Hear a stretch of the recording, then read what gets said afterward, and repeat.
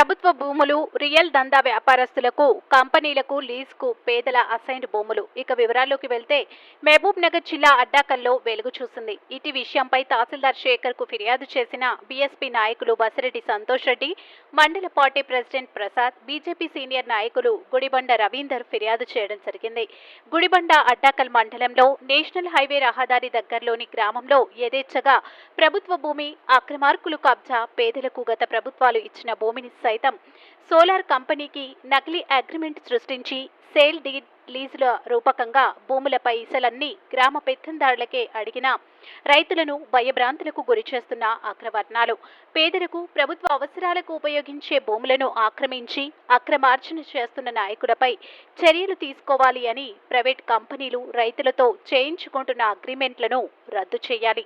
Road రవాణా కోసం వాడుకుంటున్న భూములను రైతులకు అప్పగించాలి. ప్రభుత్వ భూమిని ఆక్రమించిన వారందరిపై చర్యలు తీసుకోవాలని అడ్డాకుల తహసీల్దార్కు గ్రామస్తులు ఫిర్యాదు చేయడం జరిగింది. వ్యాపారస్తులకు మరియు ప్రైవేట్ రియల్టర్స్కు, ప్రైవేట్ కంపెనీలకు కూడా భూమి దారదత్తం చేసి అక్కడ ఉన్నటువంటి సర్పంచ్లు, గతంలో పరిపాలించినటువంటి ఎంపీడీసీలు, సర్పంచ్లు వాళ్ళందరూ కూడా కలిసి ఈరోజు ఆ భూమిని అగ్రిమెంట్ రూపంలో అక్రమార్జన చేసుకొని చెప్పి ఈరోజు గడిస్తూ ఉన్నారు వాళ్ళందరూ. మరి ఇక్కడ ఉన్నటువంటి ప్రభుత్వం పేదలకు ఇచ్చినటువంటి భూములను సైతం ఈరోజు రెన్యూ పవర్ అనే ఒక కంపెనీకి మరి అక్కడ ఉన్నటువంటి పేదలను కూడా భయభ్రాంతులకు గురి చేసి నకిలీ అగ్రిమెంట్ అయితే ఈరోజు కంపెనీకి అమ్ముకోవడం జరిగింది. ప్రతి నెల వచ్చే లీజులను కూడా వారు అనుభవించడం జరుగుతూ ఉన్నది. మరి మా భూమి, వారికి ఇచ్చే భూమి 2.5-3 ఎకరాలు ఉన్నప్పటికీ ఆ రహదారిలో 2 ఎకరాలు పోతున్నప్పటికీ విలువలు పోతున్నటువంటి రైతు ఇదేమిటంటే క్వశ్చన్ చేస్తే వాళ్ళని భయభ్రాంతం చేసి దాడికి కూడా ప్రయత్నించినటువంటి గుడిబండకు సంబంధించిన వారందరూ కూడా కఠినంగా చర్యలు తీసుకుంటాం. ఇక్కడ ఉన్నటువంటి తహసీల్దార్ కూడా వివరించడం జరిగింది.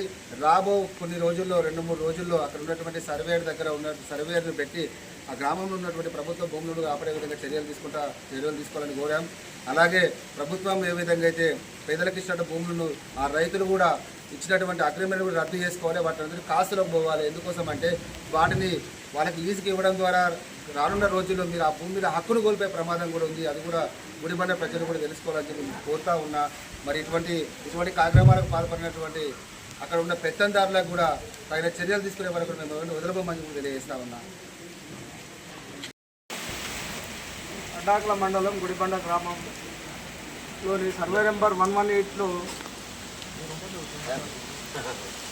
మా ఊరి గతంలో సర్పంచులు చేసినటువంటి సత్యనారాయణ రెడ్డి, రంగారెడ్డి, జింకల్ మొగులయ్య వీళ్ళందరూ కలిసి ఆ సర్వే నెంబర్ 118లో ఉన్న భూమిని ఆక్రమించి రోడ్డు వేయడం జరిగింది.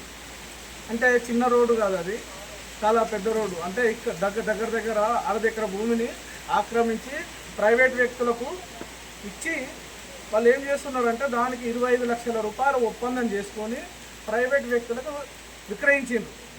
ఏ భూమిని విక్రయించారంటే పట్టా ల్యాండ్ని విక్రయించి పట్టా ల్యాండ్కు దీన్ని రోడ్డుగా చూపించారు. గవర్నమెంట్ భూమిలోకి వెళ్ళి రోడ్డు వేసి బాధ్యత ఇచ్చిండ్రు. కడీలు బాధ్యతలు ఎంఆర్ఓ గారి దృష్టికి తీసుకొచ్చినాం. ఈరోజు వాళ్ళ దీని చర్యలు తీసుకోవాలని చెప్తున్నాం.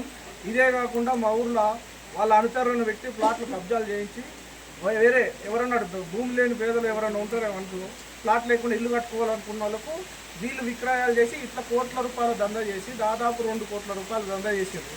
అదే కాకుండా సోలార్కు గవర్నమెంట్ ల్యాండ్కి వెళ్ళి దాదాపు 1 కిలోమీటర్కు పైచిలకు రోడ్డు వేయడం జరిగింది.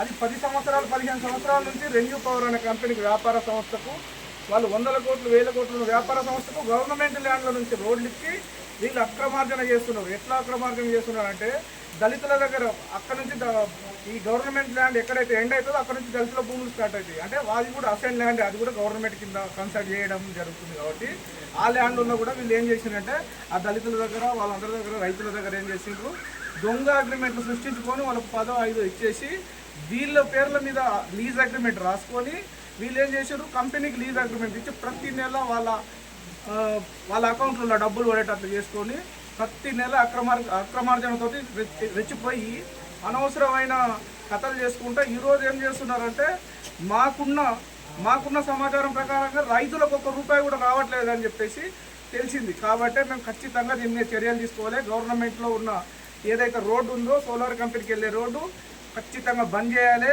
బంద్ చేసి బాధ్యుల మీద కఠినమైన చర్యలు తీసుకోవాలి, చట్టపరమైన చర్యలు తీసుకొని వాళ్ళపై క్రిమినల్ కేసులు నమోదు చేయాలని చెప్పేసి తహసీల్దార్ గారిని కోరడం జరిగింది.